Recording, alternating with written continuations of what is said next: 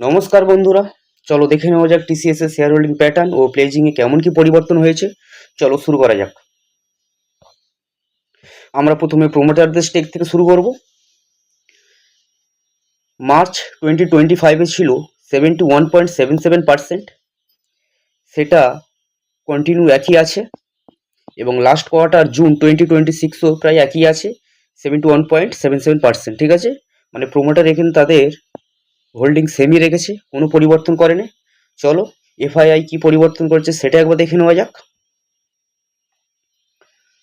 March 2025 ছিল 12.04%, সেটা পরের কোয়ার্টারে হয়েছে 11.48%, এখানে তারা একটু কম করেছে।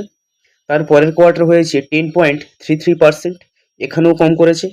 তার পরের কোয়ার্টার হয়েছে 10.37%, এখানে একটু বাড়িয়েছে। তার পরের কোয়ার্টার হয়েছে 9.66%, এখানেও কমিয়েছে।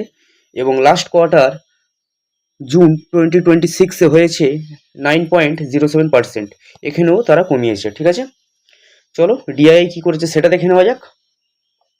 মার্চ 2025 ছিল 11.49%, তার পরের কোয়ার্টার হয়েছে 11.95%। ঠিক আছে, এখানে বাড়িয়েছে। তার পরের কোয়ার্টার হয়েছে 12.64%, এখানেও বাড়িয়েছে। তার পরের কোয়ার্টারে হয়েছে 12.81%, এখানেও বাড়িয়েছে।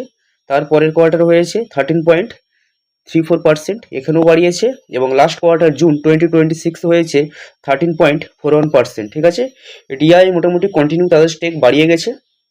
চলো সরকার কি করেছে সেটা দেখা যাক। সরকারের স্টেক এখানে বলা চলে না থাকার মতন, 0.06%। ঠিক আছে, চলো পাবলিক কি করেছে সেটা দেখা যাক। মার্চ 2025 ছিল 4.63%, সেটা রিসেন্ট কোয়ার্টার জুন 2026 হয়েছে 5.69%। ঠিক আছে, পাবলিকও মোটামুটি কমই আছে। ঠিক আছে, চলো প্রোমোটার প্লেজিংটা একবার দেখে নেওয়া যাক।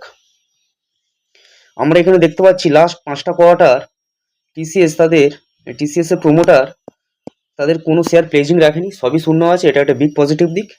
ঠিক আছে, আমরা টিসিএস এর রেজাল্ট দেখে নিলাম, আমরা টিসিএস এর শেয়ার হোল্ডিং প্যাটার্ন দেখে নিলাম। যদি ভিডিওটি ভালো লাগে তাহলে অবশ্যই লাইক করবেন এবং আরও আপডেট পেতে আমাদের সঙ্গে থাকবেন। ধন্যবাদ।